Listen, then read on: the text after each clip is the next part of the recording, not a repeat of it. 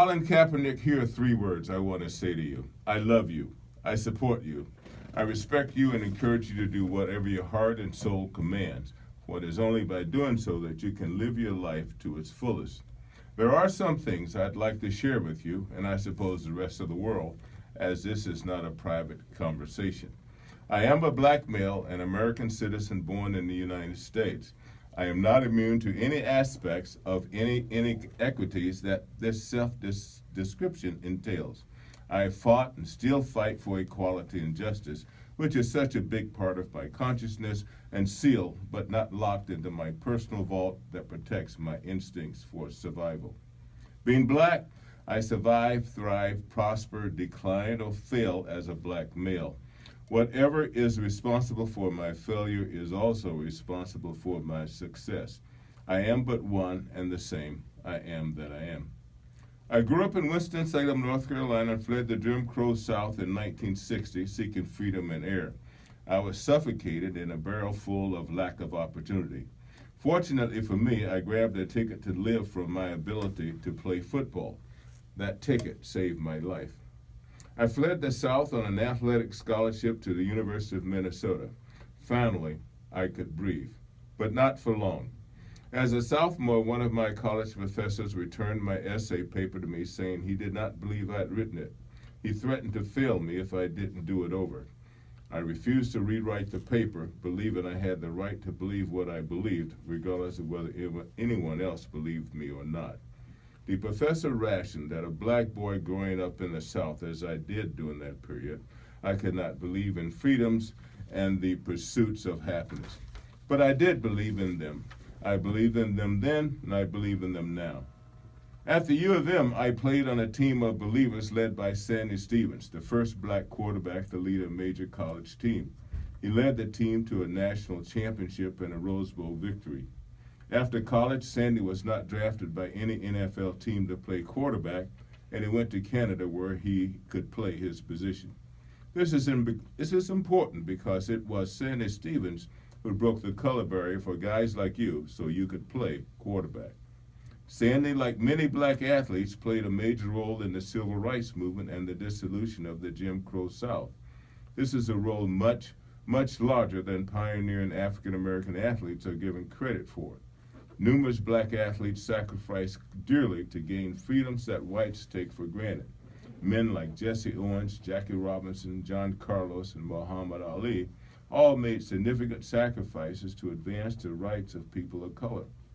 What I need to tell you is I am the co-creator of the NFL players' ritual of standing at attention on the sidelines for the national anthem. I and Minnesota Viking head coach Bud Grant created and implemented the protocol of standing at attention on the sideline for the playing of our national anthem. This is a routine to it that it appears that you so demonstrably oppose. If you want to object to that procedure, I am the one to whom you should object, as I am the one who started it. No one else in the world other than myself or Bud Grant can explain the meaning of this ritual. My reason for starting it is because it was during the Vietnam War and at a time when there was a national draft. It was mandatory that at the age of 18, people sign up for the draft and could only postpone military service until they were out of college. This was if you were lucky enough to go to college or had some disability or other deferment into service. At the time of the Viet War, I was just starting my NFL career. The only option available to me was to enlist in the National Guard or some other branch of the military that would allow me to continue my NFL career. Many prospects who did not join such bands as the reserves fled to Canada to escape the draft. Others found a way to claim they were unfit for service. I'm sure there were many ways, legitimate or illegitimate, that people found to escape the war. So while I was in the NFL, I served my country by joining the National Guard. While many young men and women fought and died for our country, I played football. Football while young men and women were being shot at and killed. When these servicemen and women returned home, they were booed and ridiculed for fighting for our freedoms. They fought for my freedom and your freedom, Colin. So to show respect for our country and support our troops, Coach Grant and I came up with the idea of standing at attention during the national anthem. It was my duty to show my teammates how to do it properly and uniformly. As a team, it showed discipline and solidarity. To the troops, it showed that they weren't forgotten. Many returning vets expressed how good it made them feel seeing us standing at attention on the sidelines for the national anthem. It made them proud to see the purple honor the red, white, and blue. The league followed and made it a requirement for all NFL teams. As co-creator of this protocol, I must tell you there were no options, no variables, or multiple choices. The stance embodied commitment and support for our country and our troops. We made the same commitment to them as they made to us. We will stand for you. We will stand for you. We will stand for you and by you, and we will stand with you. We will stand for you just like you stand for us.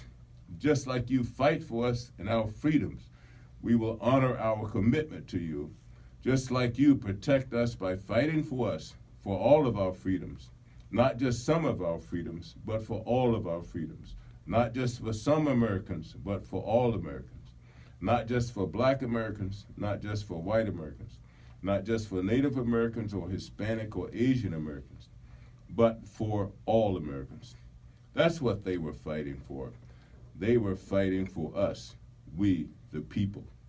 We the people of the United States, in order to form a more perfect union, establish justice, ensure domestic tranquility, provide for the common defense, promote the general welfare, and secure the blessings of liberty to ourselves and our prosperity.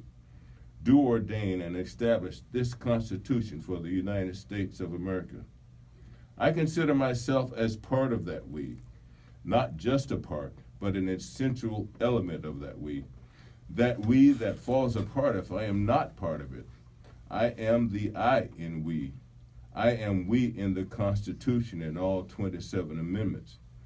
I am also part of the we when we speak black, the black we, us black, or us blacks. As I said in the beginning, I'm a black male born in the United States. I once was ambushed in my garage in a home I lived in for over 40 years.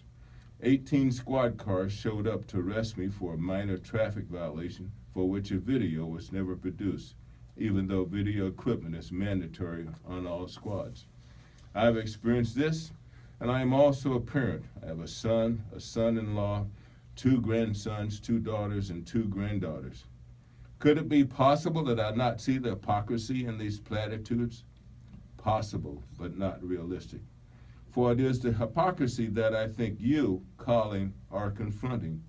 But what I think is a hypocrisy is how can we look at one side and ignore the other? How can we turn a blind eye to what is going on in our communities? What about the people who are not getting shot by the police? What about the ones who can't walk from home to school and back without being intimidated or assaulted? No, it is not every community, nor every black community, but it is there. It is present and it is prevalent. It has been there for a long time. Honestly, I think it was the main point of my Hall of Fame enfranchisement speech in 2004. Families imprisoned in their own neighborhoods by drugs and gang violence. I have fought this battle for many years. As in my creation of the protocol for standing for the national anthem, I have been a leader. This includes being a pioneer in the field of life sciences as they relate to life balance and recovery from addictions. I, along with other former players, have made enormous contributions to the health and safety of today's players. The bottom line is this: maybe at some point the world will stop and take a moment to listen to what athletes have to say without them having to go to such drastic extremes as to invoking their First Amendment rights on the sidelines of the field to be heard. And maybe then, current players, former